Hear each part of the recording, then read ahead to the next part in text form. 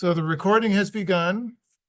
Thank you all for coming. This is, my name is Keith Eiton. I'm a instructional services librarian at Phillips Library at Aurora University. This is a session we have put together called Using Google Scholar to Help in Your Research. I just want to make sure. This is based on actually a research guide that I put together, and I will show you where that is. That can be used for future reference. So we'll be going through a number of things, and I'll go through the introduction as to what's in it. As I said, please put your questions in the chat, or else just maybe wait until later after the recording is done that we'll put them on. We also will make a recording of this and send it to you. There will be a follow-up email, and so be on the lookout for that. I am going to start sharing my screen. I have a PowerPoint presentation that I'm going to run through. So this is Google Scholar for Your Research. That's my name, Keith Eiton. I'm the Information Services Librarian here. I'm a part-time. Just a minute here. Oh, here we go. So first of all, the overview. What is Google Scholar? It is a search engine that provides links to research from a wide variety of sources: academic and scholarly publishers, professional societies, preprint repositories. This is something that maybe is less important than used to be. I can talk a bit about what those are. Open access scholarly articles. These are things that are published in what's called an open access model, in which they're, from the moment they're published, they're free to everybody, to the whole world. And then also to relevant books that are found in the Google Books. This is another part of the Google world of products. Many people feel comfortable starting the research with Google Scholar because it's similar to the regular Google Internet search engine. Actually, it really is basically Google Scholar is really just a regular Google search. It's just that the results are, instead of going out to whatever website can be found, it's limited to those types of publications that I've already talked about. It is a search engine that, in other words, it's just sort of finding what's out there. It's not providing any content. It's not responsible for any of it, does not produce any information or research. Unlike what we call the databases, the things that are provided through the Phillips Library website, those are different in that they sort of produce the information there. It's important to know some of the functionality and also some of the limitations of Google Scholar. And we'll talk about that. So just what we'll go over here, the pros and cons. That's the first section of my presentation. The second part is how to set up library links. I'll explain what that means in a minute. It's a way for you to tell Google Scholar that you are a student at Aurora University, and Aurora University has full text access to certain things. Talk a little bit about how you would understand the research results page, what you get. And there is an advanced search, which I will talk a little bit about. There are ways that you can be a little more specific in your searching. Okay, the pros and cons. First of all, the pros. The functionality is familiar. It's similar to regular Google search. You know, Google works in a somewhat mysterious fashion. I mean, you put in search terms, or you might even put in a natural language question, and it interprets them, and it goes out and finds websites that it thinks will answer your question. It does search a vast array of information, including some resources that are not in library databases. That's another plus. Preprints or technical reports, sometimes things that are also published in open access programs do not show in our library databases either. So Google Scholar will find those. One of I think the most useful aspects of it, it searches across all subjects and disciplines simultaneously. Many of the products that we get that are what we call our library databases are subject specific. There will be an index of nursing journals or an index of psychology journals.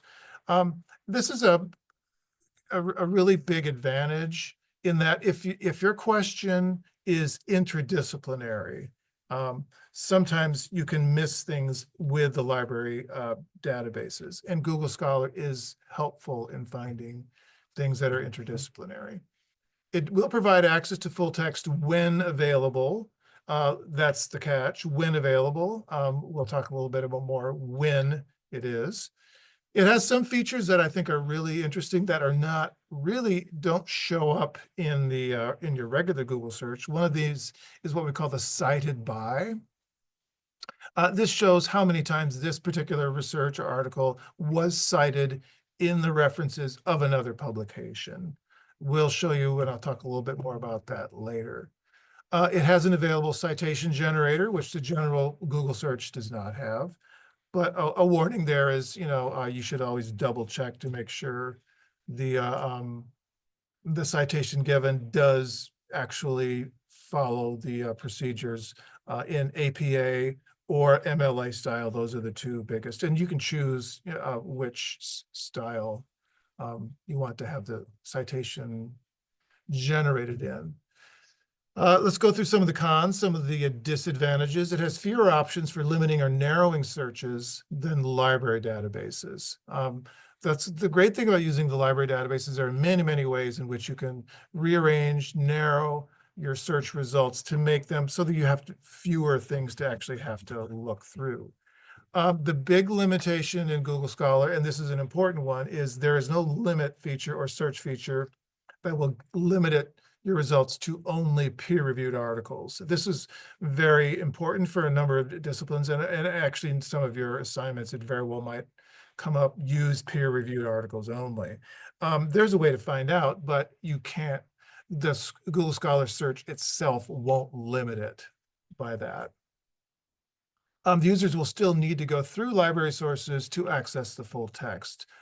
So that depends a lot on what privileges you have and what library you have. So for instance, since you're all enrolled as students at our university, that gives you access to a number of things that are in full text. As soon as you graduate or if you quit school, those will go away.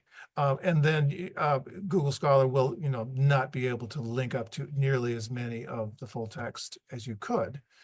And this is another thing you always have to watch out for. It sometimes fails to connect to the full text sources that we have. The linking that it provides is not perfect. You always have to keep that in mind. Google is a bit of what we call a black box. It does a lot of things and it doesn't tell you how or why. And here's one example of it. Is not at all transparent about the number of journals, which journals, or which time ranges of the journals that it indexes. There's no way to find that out. It just sort of gives you something, and you either take it or not. And sometimes publishers do not want their publications indexed in Google Scholar for various reasons. I mean, I think most of the major academic publishers do because it gives more exposure to their publications. It's since you can't limit by a peer review, there's also no guarantee that what you get is scholarly. So there very well will be some non-scholarly or non-peer reviewed material in there. So you need to both make a judgment of the results and use other search tools. You should never make this your primary search tool. Lastly, it does not consistently identify articles that have been retracted by the publishers. This does happen sometimes, even in peer-reviewed journals. Sometimes people lie, they deceive, they get peer-reviewed and it gets approved, and it turns out their research was bogus. They lied, they were inconsistent, they didn't say everything that they did, and they made, larger claims for their research results than they really should be able to. And when publishers find out, they sometimes will then retract and say this is no longer valid. Google Scholar, they say they try to keep track of them.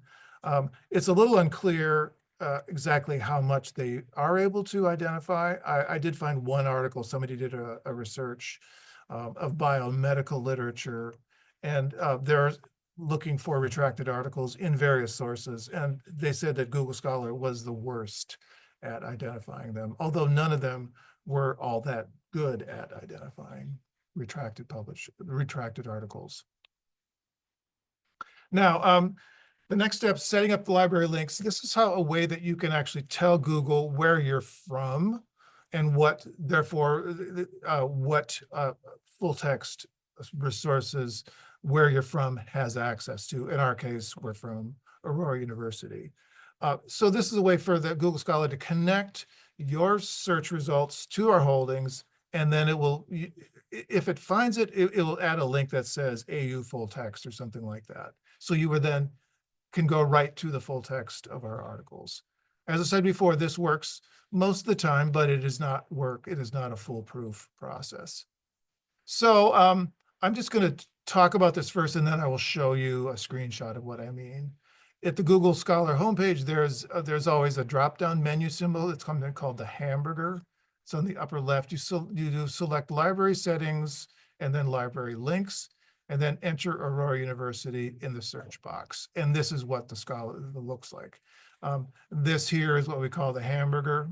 When you click on that, you look for settings, and then you look for library links. And then you type in Aurora University, and then typically these three are the only three that show up. AU full ProQuest, AU full text, and then Open WorldCat library search. You should check all of those boxes and then save. AU full text will take you from Google Scholar to the full text options for an article in Spartan Search. The Open WorldCat link, that third one, that just sort of shows up. That helps connect you to any relevant books that Google Scholar finds. That's kind of a standard feature. You should always check that. So when you're done, it would look like this, and then make sure you save.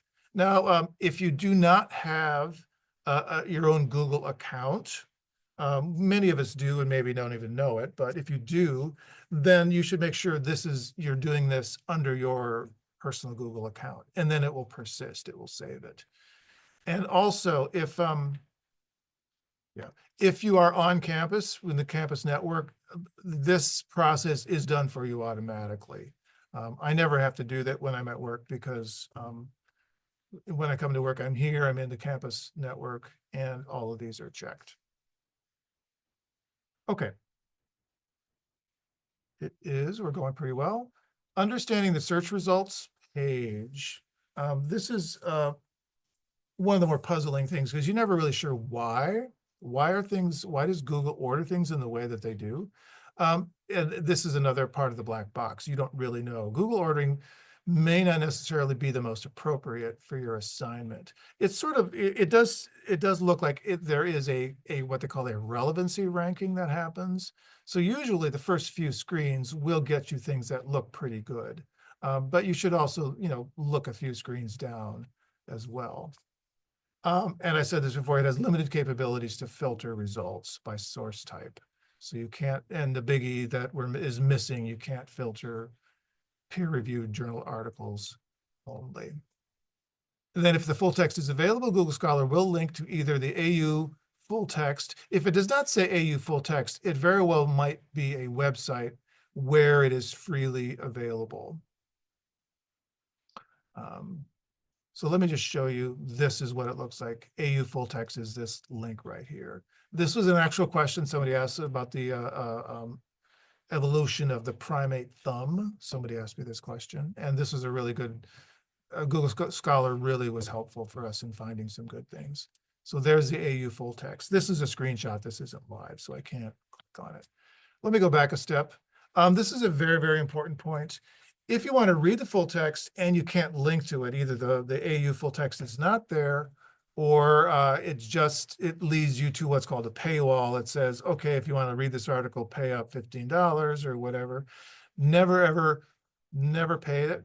Always contact the librarian. You can send us a chat or send us an email. Because we know that Google Scholar doesn't match everything. It does miss some things, but there also will be many things that we do not have full text access to, not immediately. However, we do have another thing called the Tipasa ILL service. If you've ever used that, you'll know what I mean. If you don't, this is just a way for us to find out another library that has access to a journal, ask them to send us a scan. And we can get a lot of other things that way. So you should never, ever pay up to get an article. Just don't do it. There's usually other options out there. And I'll go through a little bit some of these other features, but generally speaking, the title of the article is the first thing that shows up. The author's here, the name of the journal it shows in, and the year. It doesn't get, usually it's not going at this level, it's not going to give you a full citation. So it doesn't have volume numbers and page numbers. It just doesn't. There's a save. You can save it to your account. This is the site. This is where you can produce a citation. This is the cited by. This is the articles that are more recent than 2021 that have cited this one. And I'll talk a little bit about the all 13 versions in a second. So yeah, like any other citation tool, it's important to review the citation for errors. Make sure it's correct.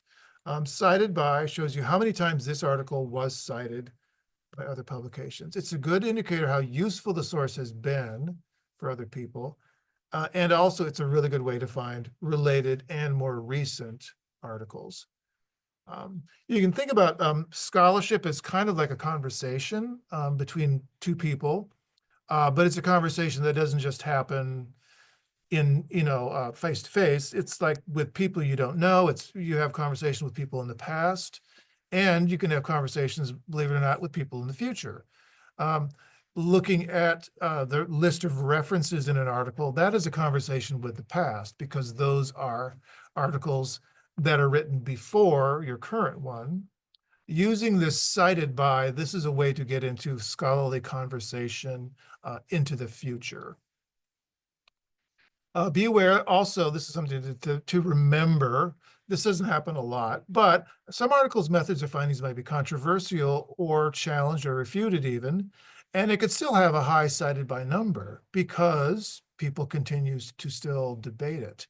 I didn't find this one, but I read in an article somewhere, you may be familiar, if you're familiar with healthcare controversies. Some years ago, it might have been 20 years ago, there was one research article that said there is a link they could prove between childhood vaccines and autism.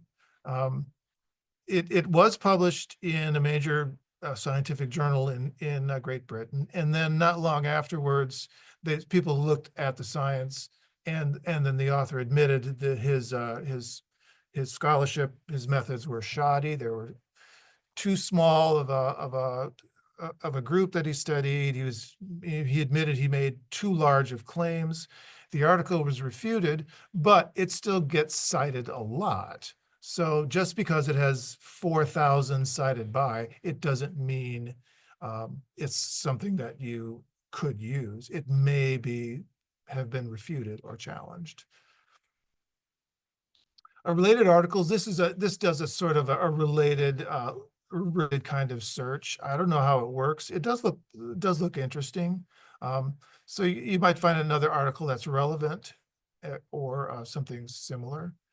The all, N, I put N here, this number will change.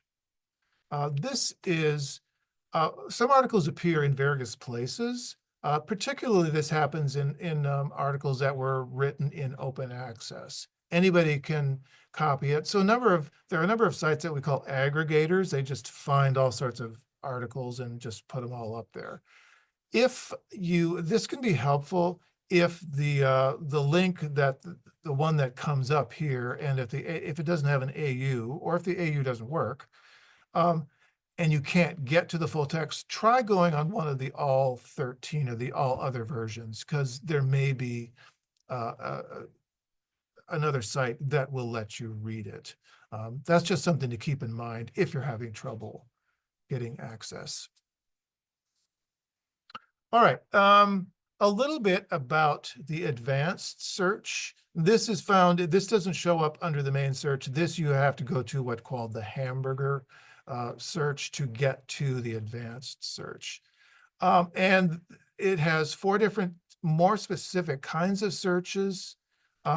It also has some ways to limit either search by specific authors specific sources. This can be tricky though, because many times journal articles, journal names are abbreviated.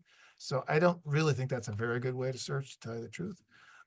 But this is also a way then you can search by specific date ranges. That could be really, and that's helpful if you may have as your assignment only articles from the most recent 5 years or something like that. All right. Go a little bit more about these specific kinds of searches. Find articles with all of the words. This means in logic terms, this is what's called a Boolean and. It means roles and prosecutors and juvenile and justice and reform. All of those words have to be present either in the title or a summary or an abstract. This is the most restrictive kind of search, but it's also the most accurate. However, if you have too many ands, sometimes you don't get any results because you're looking for something that maybe doesn't exist. An exact phrase is, if you're looking for it, you can do this with any number, but it's best with like 2 to 3, 4 words. If it's a specific phrase that you know is being used. This is done as what's called a Boolean ADJ, which stands for adjacent, or it's done what we call a double quote search.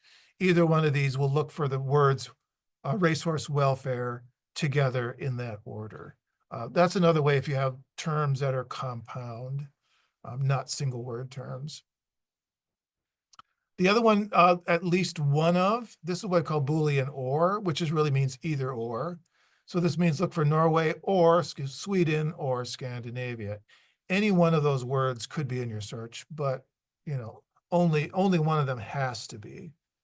But all of them could be. That is the most, if all of the words, the and search is the most restrictive, this is the least restrictive kind of search. And then without the words, this is like works in conjunction with the other ones. And that is, it does what's called a Boolean not. So looking for these words, but not these words. So for instance, racehorse welfare not in the United States, that would give you articles that discuss racehorse welfare everywhere else but the United States. And sometimes, that's exactly what you're looking for. The not term is not something you'd use a lot of, but when you need it, you really do need it.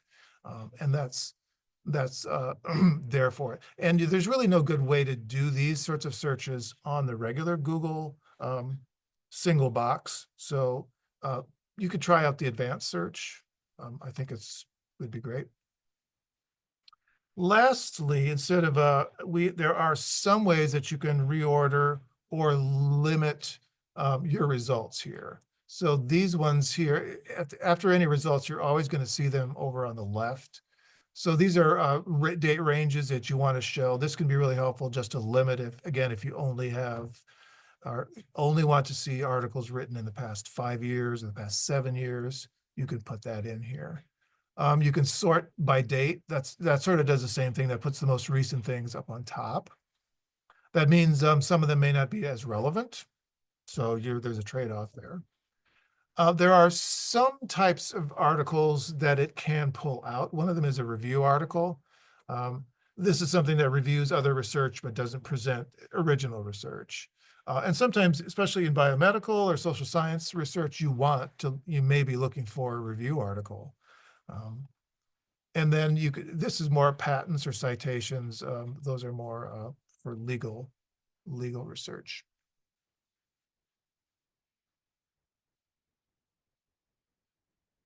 Okay. Oop, I'm sorry. Where am I? All right.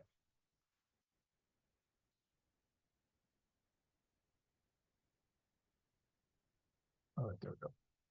I'm going to, that's all I have from the PowerPoint. How do I get out of it? There we go. I just want to show you where these are. These are this is the main library website. I mean, the research guide that this is based on, I want to show you quick. This is our main website, Phillips Library. If you go to the research box down here, this defaults to by subject. These are broad subject categories that we have research guides for. And this is what we call a how-to. We have a number of things like how to do this, how to search in EBSCO. And it's actually down here using Google Scholar for your research. So this is what there are tabs here that go to the different sections. So basically my PowerPoints are pretty much a condensed version of this research guide. All right. Let's just do a Google search. I'm just going to show you Google Scholar. So it's at scholargoogle.com.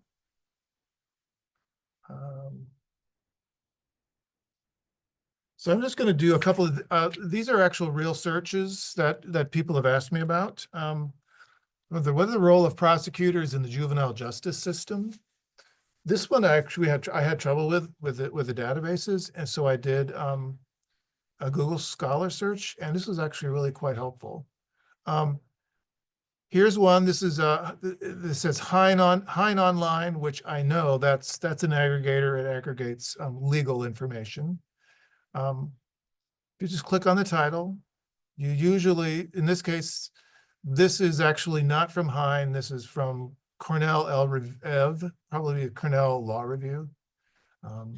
This is produced by law articles, by law schools. They analyze different legal issues.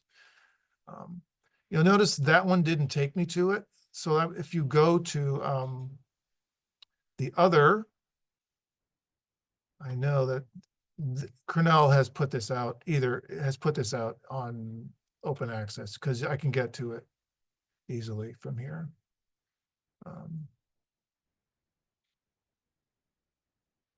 Yeah, it's just kind of slow. So here's the actual article. So that's a case where using the find other is helpful.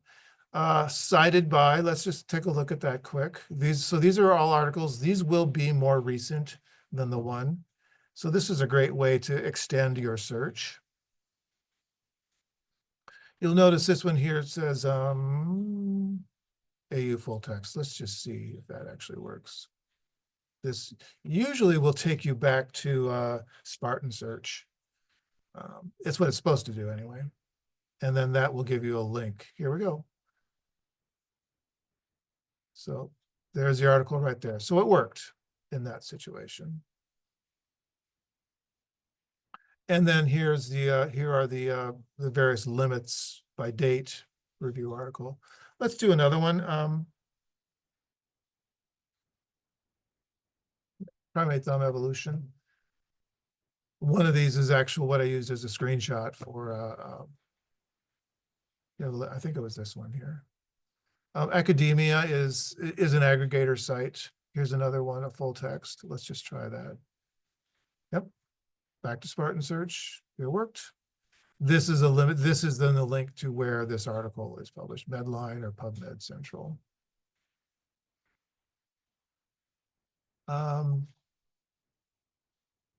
This is a question that I got actually at a previous, somebody was writing it was like their first English research and writing class, and wondering, is it healthier to eat, instead of 3 square meals like most, Westerners do, would it be healthier to eat a larger number of small meals throughout the day? So is it healthier to eat smaller, more frequent meals? I did this one because I noticed this is getting a number of types of things. This is getting something that is actually biomedical research. This is actually the wondering, is it more effective to people with diabetes in controlling their blood sugar? But it also links to, you'll notice this second one here, this says books.google.com. This is actually a link, takes you here. This will take you to Google Books, to a whole different site. Google Books, if you don't know about this, they have worked with a lot of different publishers, and more recent books, they will index some of the content to it, and you may get just a preview. You probably won't get the full book quite often. Here we go. Page 19 to 20 are not shown. So this is just a preview. But you can usually get a good sense of it, and then you could try to see if the book is available either through the library or in other ways. If available maybe on iShare if we don't own a copy of it at Aurora. Okay, and the last one, just to show you, it's not just about social science, it's also about history of the Shostakovich, Leningrad Symphony. Dmitri Shostakovich was a 20th century Russian composer. This is one of his most famous pieces. I'm a musician, so I had to put a music one in here. This gives you a wide variety of books. Quite a few number of books show up. This is a whole book about it. Sometimes I want to show, if you have a link to JSTOR, JSTOR is something that we do have access to. We pay for that. And if you click on the title, it should take you right to the JSTOR article. There we go. So here's a whole article just about, well, you certainly do not have access. What? That. Try AU full text.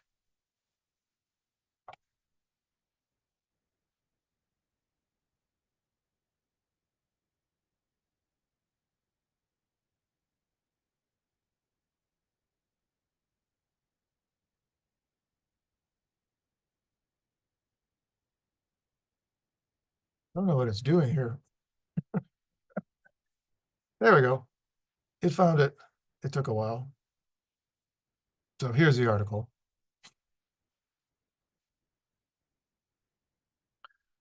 I just want to point out the hamburger menu just to show that it live.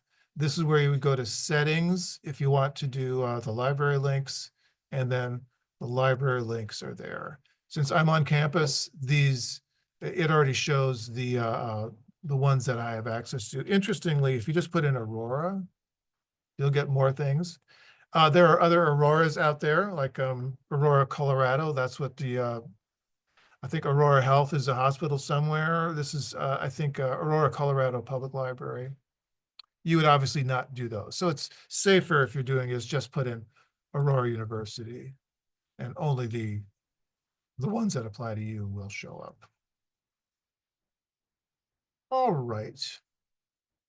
I'm going to stop sharing.